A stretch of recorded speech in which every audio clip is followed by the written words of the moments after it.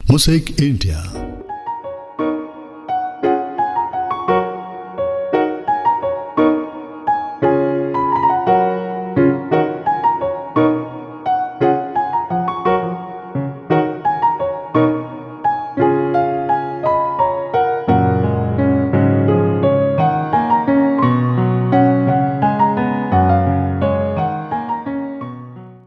ലോകപ്രസിദ്ധമായ അതിപുരാതനമായ Cambridge university ക്യാമ്പസിനോട് ചേർന്നാണ് ഞാനിപ്പോൾ നിൽക്കുന്നത്. ഒരുപാട് മഹാരഥന്മാരായ ശാസ്ത്രജ്ഞന്മാർക്കും സാഹിത്യകാരന്മാർക്കുമൊക്കെ വളക്കൂറായിട്ടുള്ള ഒരു മണ്ണായിരുന്നു ഈ കേംബ്രിഡ്ജിൻ്റെ മണ്ണ്. നമുക്ക് ഈ കേംബ്രിഡ്ജും പരിസരവും ഒന്ന് ചുറ്റി നടന്ന് കാണാം. എന്താ? ഓക്കെ. ഇപ്പോൾ സമയം 10 മണി കഴിഞ്ഞു. ഞങ്ങളിപ്പോൾ കേംബ്രിഡ്ജ് ടൗണിൻ്റെ ഔട്ട്സ്കേർട്സിലെത്തി. കേംബ്രിഡ്ജ് ടൗണിലേക്ക് നമുക്കങ്ങനെ കാറൊന്നും ഫ്രീ ആയിട്ട് കൊണ്ടു നടക്കാനാവില്ല. പബ്ലിക് ട്രാൻസ്പോർട്ട് ബസ്സുകളും ഇരുചക്ര വാഹനങ്ങളും ഔദ്യോഗിക വാഹനങ്ങളും പിന്നെ സെലക്റ്റഡ് ആയിട്ടുള്ള ചില ഊബർ സർവീസും മാത്രമാണ് ഈ ടൗണിലേക്ക് അനുവദിച്ചിട്ടുള്ളത്. പുറത്തുനിന്ന് വരുന്ന സന്ദർശകർക്ക് അവരുടെ വാഹനങ്ങൾ സൗജന്യമായി പാർക്ക് ചെയ്യാനായി നഗരാതിർത്തിയിൽ പ്രത്യേകം ഇടമൊരുക്കിയിട്ടുണ്ട് ഇവിടുത്തെ സിവിൽ കൗൺസിൽ. ഞങ്ങളുടെ കാർ അവിടെ ആ പാർക്കിംഗ് സ്പേസിൽ പാർക്ക് ചെയ്തു. ഇനി ഞങ്ങൾക്ക് കേംബ്രിഡ്ജ് പട്ടണത്തിലേക്കുള്ള യാത്രയാണ്. മുകളിൽ മേൽക്കൂരയില്ലാത്ത ഡബിൾ ഡെക്കർ ബസ്സുകൾ കേംബ്രിഡ്ജ് സന്ദർശിക്കാനെത്തുന്നവർക്കായി ഓരോ 20 മിനിറ്റിലും ഇവിടെ സർവീസ് നടത്തുന്നുണ്ട്.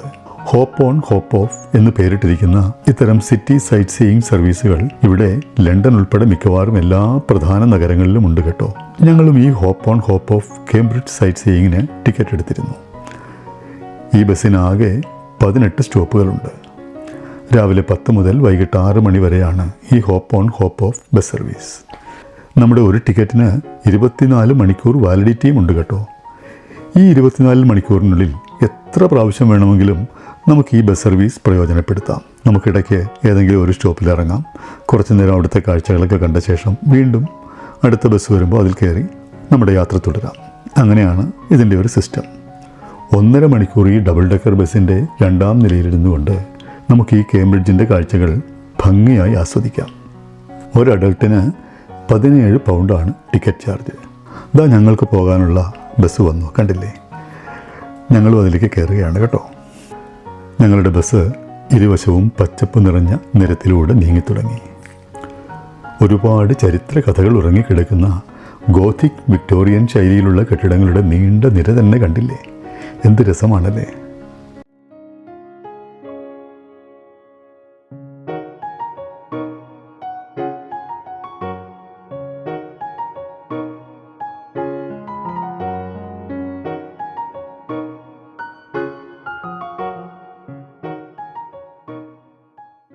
ഇനി ഈ കേംബ്രിഡ്ജിനെ പറ്റിയും അതിൻ്റെ ചരിത്ര പശ്ചാത്തലത്തെ പറ്റിയുമൊക്കെ ഞാൻ മനസ്സിലാക്കിയിട്ടുള്ള ചില കാര്യങ്ങൾ നിങ്ങളുമായിട്ടൊന്ന് ഷെയർ ചെയ്യാം കേട്ടോ.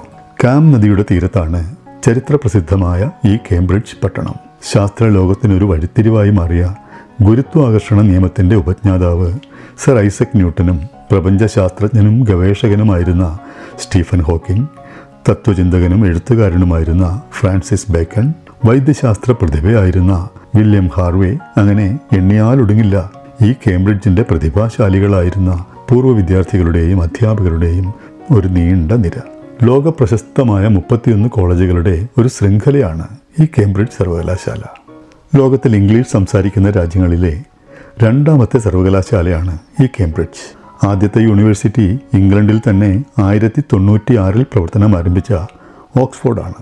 ഈ കേംബ്രിഡ്ജിൻ്റെ തുടക്കത്തിൻ്റെ കഥ തന്നെ വളരെ രസകരമാണ് കേട്ടോ. ഓക്സ്ഫോർഡിലെ ഒരു കൂട്ടം വിദ്യാർത്ഥികളും ഗവേഷകരും അവിടുത്തെ നാട്ടുകാരുമായി ഉണ്ടായൊരു ബഹളത്തെ തുടർന്ന് കുറച്ച് ഗവേഷകരും അധ്യാപകരും ചേർന്ന് കേംബ്രിഡ്ജിൽ ഒരു പഠന കേന്ദ്രം തുടങ്ങി. 1209 മുതൽ അതൊരു യൂണിവേഴ്സിറ്റിയായി പ്രവർത്തനം ആരംഭിക്കുകയും ചെയ്തു. അതാണ് ഈ കേംബ്രിഡ്ജ്. ഇനി മറ്റൊരു കാര്യം കൂടി നമുക്കിവിടെ വിസ്മരിക്കാനാവില്ല കേട്ടോ.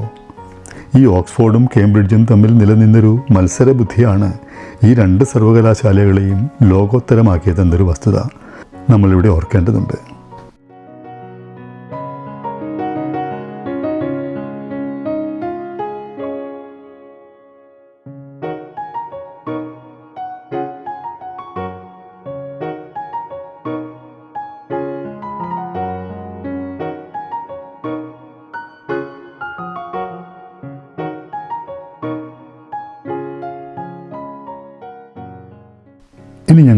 ഈ ഡബിൾ ഡെക്കർ ബസ്സിൽ നിന്നൊന്ന് ഇറങ്ങി നടക്കാൻ പോവുകയാണ് കേട്ടോ.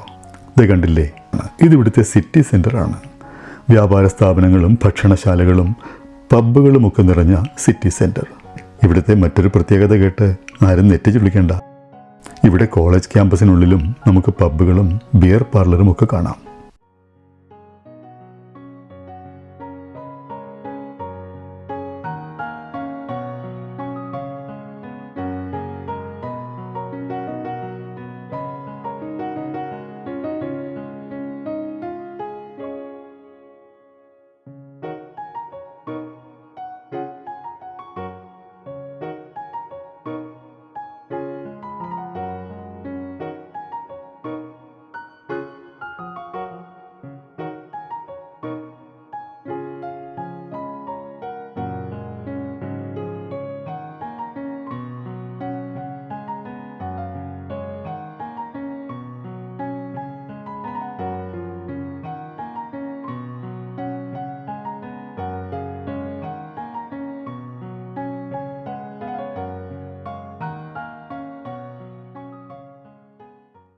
ഈ കാണുന്നതാണ് ഏറെ പ്രശസ്തമായ കിങ്സ് കോളേജ്. ലോകമെമ്പാടും നിന്നുള്ള ഒരുപാട് മഹാരഥന്മാർ പഠിച്ച കിങ്സ് കോളേജ്. ഇംഗ്ലണ്ടിലെ രാജാക്കന്മാരും രാജ്ഞിമാരും അവരുടെ കുട്ടികളും ഒക്കെ പഠിച്ച കോളേജാണ് ഈ കിങ്സ് കോളേജ്.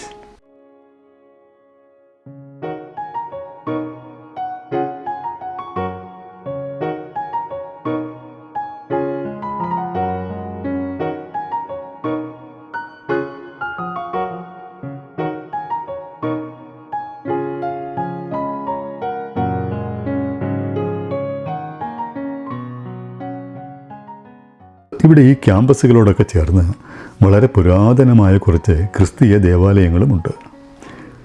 ഇതാണ് ഹോളി ട്രിനിറ്റി ചർച്ച്.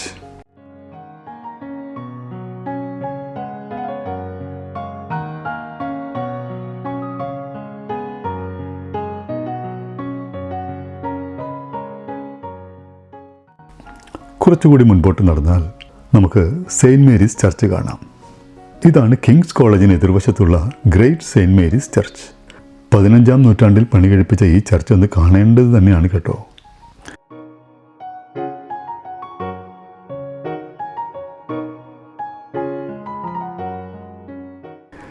ഞാൻ ഇതിനുള്ളിലേക്കൊന്ന് കയറി നിങ്ങളെ അകത്തെ ചില വിഷ്വൽസൊക്കെ ഒന്ന് കാണിക്കാം.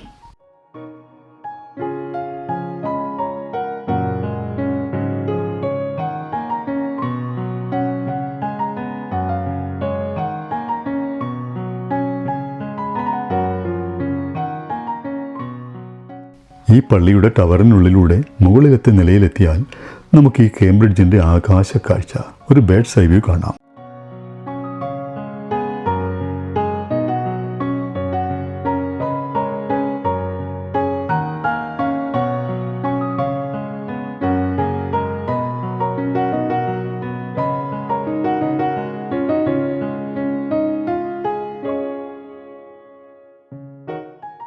കേംബ്രിഡ്ജിൻ്റെ ബ്രെയിലി ലിപിയിൽ ഉൾപ്പെടെയുള്ളൊരു ബ്രോൺസ് സ്കൾപ്ചർ മാപ്പും സെയിൻറ്റ് മേരീസ് ചർച്ചിനടുത്തുള്ള നടപ്പാതയിൽ ഒരുക്കി വച്ചിരിക്കുന്നത് കണ്ടില്ലേ. നമ്മളൊക്കെ സ്കൂളിലും കോളേജിലും പഠിച്ചിട്ടുള്ള പല പുസ്തകങ്ങളുടെയും പുറത്തെ താളിലും അകത്തെ താളിലുമൊക്കെ കേംബ്രിഡ്ജ് യൂണിവേഴ്സിറ്റി പ്രസ് എന്ന് പ്രിൻ്റ് ചെയ്തിട്ടുള്ളത് കണ്ടിട്ടില്ലേ. ഇതേ നോക്കൂ, ഇതാണ് കേംബ്രിഡ്ജ് യൂണിവേഴ്സിറ്റി പ്രസ്സും അതിനോട് ചേർന്ന ബുക്ക് ഷോപ്പും.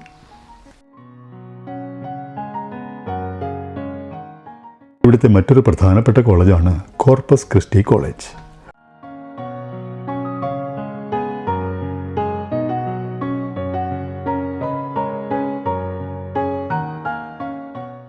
ഈ കോർപ്പസ് ക്രിസ്റ്റി കോളേജിനോട് ചേർന്ന് ഒരു വലിയ പുൽച്ചാടിയുടെ രൂപം എപ്പോഴും മുകളിൽ അനങ്ങിക്കൊണ്ടിരിക്കുന്ന കോർപ്പസ് ക്ലോക്കാണ് ഇവിടെ സന്ദർശകരെ ആകർഷിക്കുന്ന മറ്റൊന്ന്. കോർപ്പസ് ക്രിസ്റ്റി കോളേജിൻ്റെ 500-ാം വാർഷികാഘോഷത്തിൻ്റെ ഭാഗമായി കമ്മീഷൻ ചെയ്ത ഈ വിചിത്ര ക്ലോക്കിൻ്റെ വില എത്രയെന്ന് അറിയുമ്പോഴാണ് ഇനി നിങ്ങൾ ഞെട്ടാൻ പോകുന്നത്. 1 £1,00,000. 2008 സെപ്റ്റംബർ 19-ാം തീയതി സ്റ്റീഫൻ ഹോക്കിംഗ് ആണിത് അൺവീൽ ചെയ്തത് കേട്ടോ. Fitzwilliam museum, botanic garden, round church, zoology museum തുടങ്ങിയ അനവധി കാഴ്ചകൾ ഇവിടെ വേറെയുമുണ്ട്. ലോകപ്രശസ്തമായ കേംബ്രിഡ്ജ് ഡിസ്റ്റിലറിയുടെ കേംബ്രിഡ്ജ് ജിൻ ലബോറട്ടറിയും ഈ വഴിയോരത്ത് നമുക്ക് കാണാം.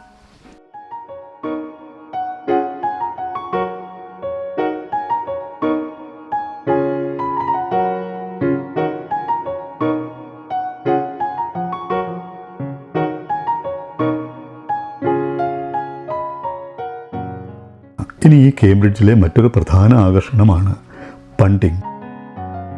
പരന്ന അടിത്തട്ടുകളുള്ള ചെറു ബോട്ടുകളിൽ കയറി ക്യാം നദിയിലൂടെയുള്ള ഒരു യാത്ര, അതാണ് പണ്ടിങ്. ക്യാം നദിയിലൂടെയുള്ള ഈ യാത്രയിൽ നമുക്കിവിടുത്തെ പ്രധാനപ്പെട്ട പല കോളേജുകളുടെയും ക്യാമ്പസുകൾ നമുക്ക് കാണാം. ഈ നദിയുടെ ഇരു കരകളിലുമായിട്ടാണ് പല കോളേജുകളും. സാധാരണയായി ഒരു ബോട്ടിൽ തുഴക്കാരൻ ഉൾപ്പെടെ പരമാവധി 9 പേരാണ് കയറുക. കിങ്സ് കോളേജിൻ്റെ പിൻഭാഗവും അവിടുത്തെ പുൽത്തകിടിയുമാണ് ഈ കാണുന്നത്. ഇത് സെയിൻറ്റ് ജോൺസ് കോളേജ്. ഇന്ത്യയുടെ മുൻ പ്രധാനമന്ത്രിയും പ്രശസ്ത സാമ്പത്തിക ശാസ്ത്ര വിദഗ്ധനുമായിരുന്ന മൻമോഹൻ സിംഗ് പഠിച്ചത് ഈ സെൻറ്റ് ജോൺസ് കോളേജിലായിരുന്നു.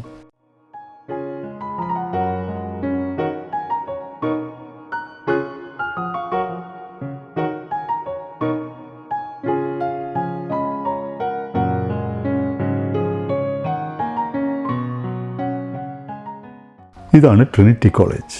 ജവഹർലാൽ നെഹ്റുവും രാജീവ് ഗാന്ധിയും പഠിച്ചത് ക്യാം നദിയുടെ തീരത്ത് കാണുന്ന കേംബ്രിഡ്ജിലെ ഈ കാണുന്ന ട്രിനിറ്റി കോളേജിലായിരുന്നു. ന്യൂട്ടൻ്റെ തലയിൽ വീണ ആപ്പിളിൻ്റെയും അങ്ങനെ ശാസ്ത്രലോകത്തെ ഏറ്റവും വലിയ കണ്ടുപിടുത്തങ്ങളിൽ ഒന്നായ ഗ്രാവിറ്റേഷണൽ ലോയുടെ പിറവിയെപ്പറ്റിയുമൊക്കെയുള്ള കഥകൾ നിങ്ങൾക്കറിയാമല്ലോ. ആ ആപ്പിൾ മരത്തിൻ്റെ ശിഖരം ഉപയോഗിച്ച് ഗ്രാഫ്റ്റ് ചെയ്തെടുത്തതായി പറയപ്പെടുന്നൊരു ആപ്പിൾ മരവും ന്യൂട്ടൺസ് ആപ്പിൾ ട്രീ എന്ന പേരിൽ ഇവിടെ ട്രിനിറ്റി ക്യാമ്പസിൽ വളർത്തുന്നുണ്ട്. ഈ കാണുന്നതാണ് മാത്തമാറ്റിക്കൽ ബ്രിഡ്ജ്.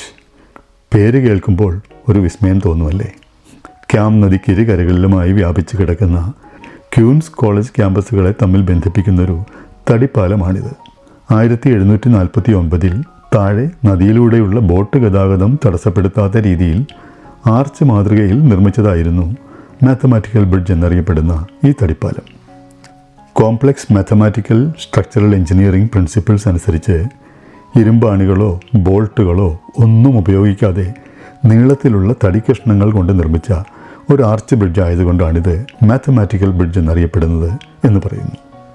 വളരെ സങ്കീർണമായ രീതിയിൽ നിർമ്മിച്ച ഈ പാലം വിഭാവനം ചെയ്തത് സർ ഐസക് ന്യൂട്ടൺ ആയിരുന്നു. പിന്നീട് 1748 വില്യം എതറിഡ്ജ് ഡിസൈൻ ചെയ്ത് 1749 ജെയിംസ് എസ്സെക്സ് ആണ് പാലം നിർമ്മിച്ചത്. പിന്നീട് 1866 1905 ഇത് റിപ്പയർ ചെയ്യുകയുണ്ടായി. പക്ഷേ അവിടെ ഒരു ചെറിയ കുഴപ്പം പറ്റി. പാലത്തിൻ്റെ ഓരോ ബ്ലോക്കുകളും അഴിച്ച ശേഷം അത് തിരികെ പിടിപ്പിക്കാൻ നോക്കുമ്പോൾ ഇവർക്കത് പഴയതുപോലെ പിടിപ്പിക്കാനായില്ല. അപ്പോൾ പിന്നെ നിവൃത്തിയില്ലാതെ നട്ടും ബോൾട്ടും സ്ക്രൂവും ഒക്കെ ഉപയോഗിച്ചാണ് ഈ പാലം വീണ്ടും പഴയ രീതിയിൽ നിർമ്മിച്ചത്. ഈ കഥകളൊക്കെ ഉള്ളതുകൊണ്ട് ഇവിടുത്തെ ഈ മാത്തമാറ്റിക്കൽ ബ്രിഡ്ജും ഒരു ടൂറിസ്റ്റ് അട്രാക്ഷനാണ് കേട്ടോ. വനിതകൾ ഉൾപ്പെടെ വഞ്ചി തുഴയാൻ അറിയാവുന്ന പലരും തനിയെ തന്നെ വാടക ബോട്ടിൽ കഴുക്കോലോന്നി നീങ്ങുന്നത് കണ്ടില്ലേ?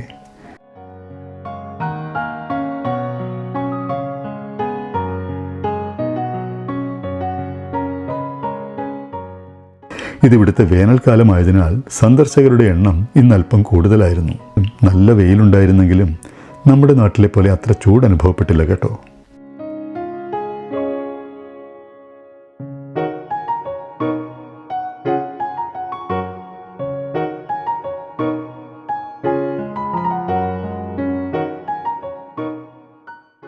നീലാകാശം പുതപ്പണിയിച്ച പോലെ പ്രശാന്തസുന്ദരമാണ് ഈ ക്യാം നദി അരികിട്ട പ്രൗഢഗംഭീരമായ കേംബ്രിഡ്ജ്. പണ്ടിങ് ഒക്കെ കഴിഞ്ഞ് ഞങ്ങൾ വീണ്ടും ഡബിൾ ഡക്കർ ബസ്സിൽ കയറി കാർ പാർക്കിങ്ങിനടുത്തിറങ്ങി. ഈ കേംബ്രിഡ്ജിൽ ഒരു ഓട്ടപ്രദക്ഷിണം മാത്രമേ എനിക്ക് നടത്താനായുള്ളൂ കേട്ടോ.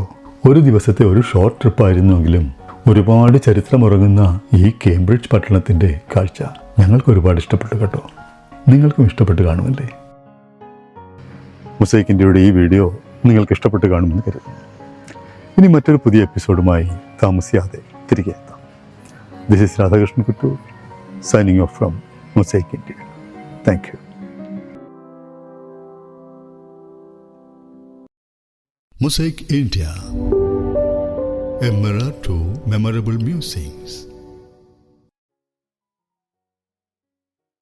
Magniloquent, optimistic, zestful, awesome, inspirational and courageous.